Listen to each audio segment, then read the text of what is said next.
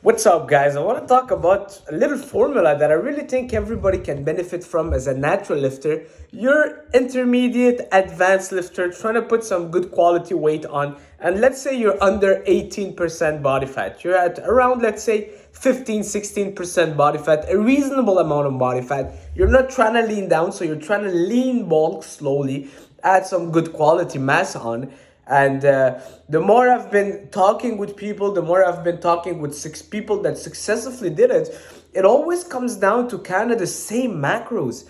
All right, I'll share with you a little bit what those macros are and try out this formula and let me guys know how you feel about it. All right, so macros, you know what a macro is: protein, carbs, and fat. All right, so let's start with fats. Fats, it's very important, guys, that as naturals we do not cut our fats completely.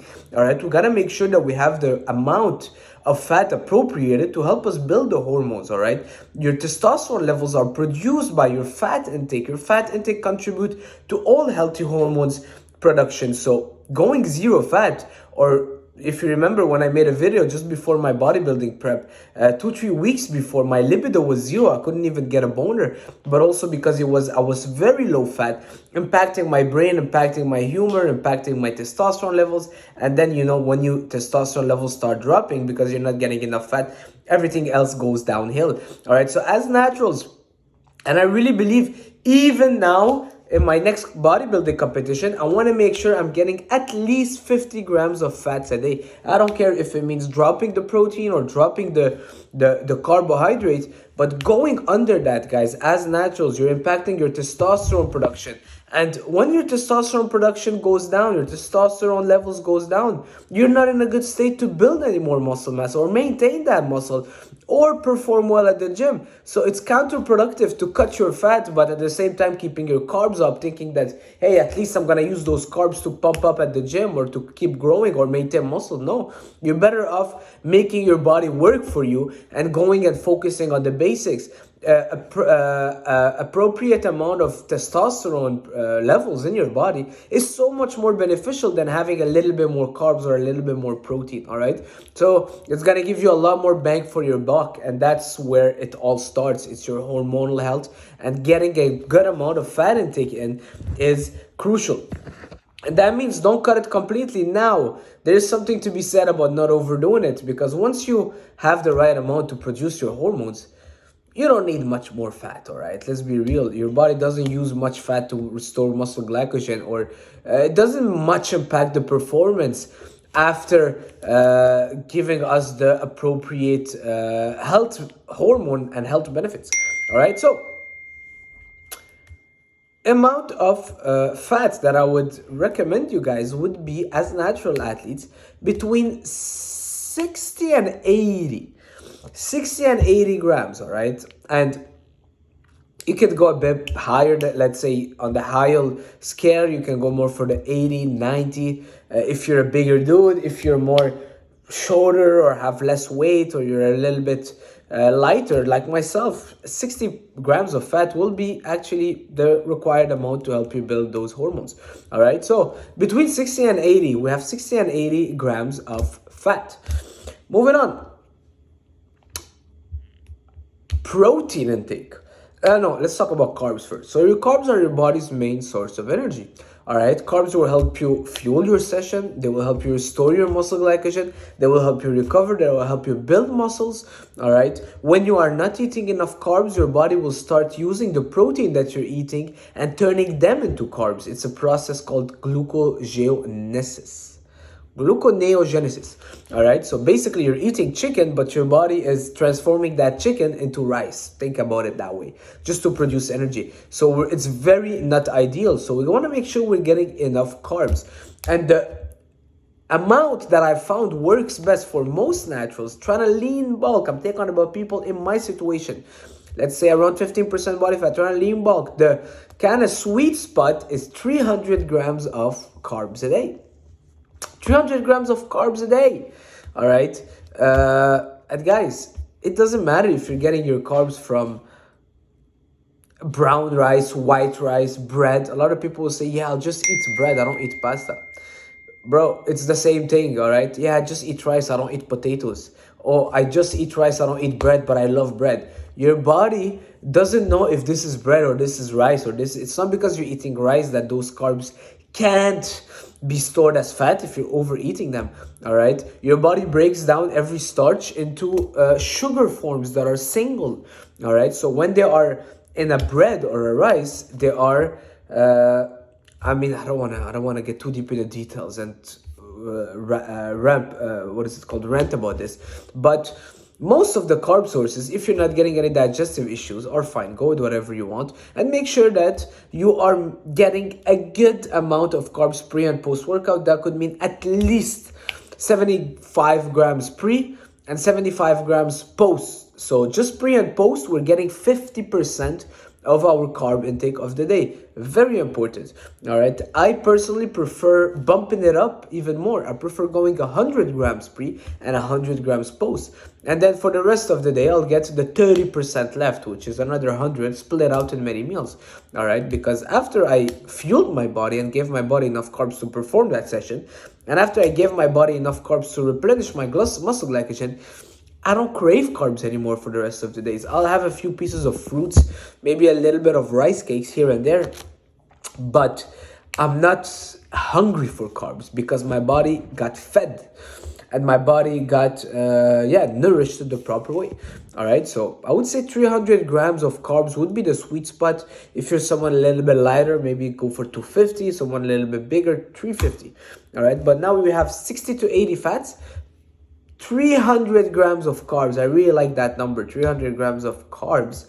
And then protein, I like to go, I personally get 250 grams of protein a day. Now, this might sound nuts for you. You might be like, my God, this is a lot of protein. How are you doing it? I gotta tell you guys, I am a big eater. I used to do eating competition. I have a huge appetite. I'm the kind of person that I could eat and eat and eat. I'll never get full. All right. I'll go to all you can eat sushi places and the waiters will get super shocked when they see me eat. But that is why I keep my protein very high. So it's pretty much, I don't know, 1.5 grams per body pound. I'm 164. So it's a lot of protein, and I don't even count my protein. I would say around 250, but it's just because I use protein. Yes, I wanted to build muscle, but I use it to fill me up.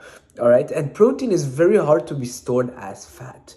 All right, protein has a high thermic effect of food. Protein helps you build muscles, increases your testosterone, satiate you. So when you're having protein shake, it does satiate you because protein, the macronutrient protein, basically requires also a lot of calories to be digested. Fills up. Try drinking a shake of protein. You'll kind of feel full, all right? As opposed to drinking, I don't know, a juice. You will get actually hungry from drinking a juice because it's mostly sugars. Eat a chicken breast. You're full. Greek yogurt, you can have a huge bowl of Greek yogurt. Most of the lean protein sources, well, all of the lean protein sources are fairly low in calories. So I use that to kind of fill myself up because I had my carbs, I had my fats, and now I fill up the rest with protein. Protein is very hard to be stored as fat, very hard.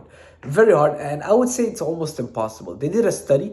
They gave a guy 5,000 calories from protein. Now you can imagine it's hard to eat 5,000 calories of protein. So the guy was doing a lot of shakes and he was losing weight. He was building muscle mass. And what else? I think his testosterone levels increased. All right. And he was training before the study and during the study. All right. So this is another thing to take in consideration. So that's pretty much what I am doing at the moment. If you're not as big of an eater, you can go for maybe, I don't know, let's say you're 175 pounds, you can go for around 200 grams of protein. But I like having more than 1 gram per body pound of protein. I don't know, it just never felt enough for me. For 1 gram per body pound, never felt enough. Maybe because I'm a big eater, and now I'm not saying that you will build more muscles or you will lose muscles if you're not eating enough as much protein as me, but because I have such a huge hunger, I'd rather eat more protein than, let's say, at night eating more carbs. All right, so that's pretty much it. So 60 to 80 grams of fat, enough to produce our hormones, 300 grams of carbs, and then fill up the rest with protein. And you want to be at least, let's say, 1 gram per body pound. And then you're hungry, eat more protein. You're hungry, eat more protein. You're hungry at night, you don't know what to eat, you're craving something, Greek yogurt bowl, put a bit of berries inside, mix in some cacao powder, a little bit of stevia. There you have the best dessert in the world. All right. Eat more tuna cans with salads. All right, I make the best salads ever. All right, and you don't get fat from eating more veggies and protein. Okay, the only thing that we don't want to overdo is the other macronutrients, too much carbs, because carbs is like fuel you're putting in your body. I will talk, the video is not done, hang on dear end, but too much fuel that is not needed will be stored, energy stored. Fats, same thing. Fats are so easy to overeat, they're very high in calories. So for me, my fats, I don't even do added fats, I don't even do peanut butter and stuff like that, because I'm getting my fats from my whole eggs and my meats and my yogurt, and some in my protein shake, and some in my ground beef. You know, there is some fat in there, and I'm getting enough, more than enough. I'll do salmon maybe once a week, and I'll have some omega-3 pills. Now I want to talk about something.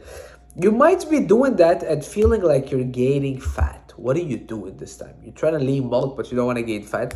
That is when a lot of people will be like, oh, I'm gaining fat. Maybe I got to bring down those calories. Maybe I got to bring down the numbers a bit. But no, that is the biggest mistake. You don't want to do that. You want to get your body used to it. You want to get your body utilizing those food. So you start doing a bit more steps. You start getting a bit more steps in. Maybe you start pushing the weights a bit in your workouts. The workload, the work volume, a few more sets here and there. Maybe an extra workout, adding an extra workout. You want to turn your body into a machine.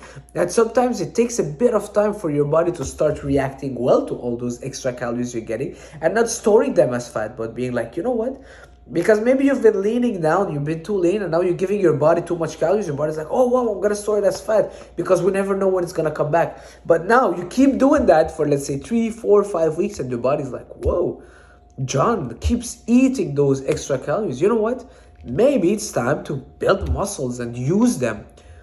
And now you're training more, you're walking more, you're turning that body into a machine, and you're hungrier and you're hungrier. And slowly but surely, you're also basal, what is it called? Your maintenance basically increases, and now you will need more food, and then it sets you up for success. And eventually you'll be eating maybe, I don't know, more and more. You'll start slowly increasing the food, because now your body is burning through it like a machine. And next thing you know, when it's gonna be time for prep, it's gonna be so easy for you, because you're already eating 500 grams of carbs a day and you're relatively lean. So now you can drop it to 400 grams, and boom, you lost a few body fat percentage, you see, and boom, you lost a bit more. So we want to make the body work for us and not working against the body. And one thing that I've did for a long time was working against my body, trying to do a bit more cardio, more training, but not eating as much, lowering my calories, lowering my carbs. I was like 24/7 flat. It's not a good look. It's not a good feel. You look in the mirror, you're flat. You don't feel like all the work you're putting in makes sense. You're always hungry, you're starving, your libido is down. That's not bodybuilding. This is basically body suffering. All right, it has to be uplifting, it has to be good, it has to feel good. We're putting all that work in, but we're working against our body in a way. But it's like if bodybuilding has been associated with suffering, but that's not the case. All right, let's change that mindset and basically give our body what it wants, and let our body work for us and enjoy and reap the benefits from it. All right, we've been training for a decade. Why are we feeling so bad if we eat a little bit extra carbs, and now we got a little bit fat on the abs? That just becomes a mental health, mental problem. You know, don't overthink it. You're getting a little bit fat, it's okay. Just keep eating those macros and keep training and keep doing your steps, and slowly but surely your body will start utilizing it. It's like sometimes, I don't know if you guys have a juicer, but sometimes I'll put some stuff in the juicer. I don't have one anymore, but sometimes it would just block, and then I will keep putting stuff, it blocks, and all of a sudden, boom, it just goes and starts juicing everything. You know, so sometimes it takes a bit of time, but once the machine is gone, it's gone, baby. That's it for this video. Subscribe. Ciao.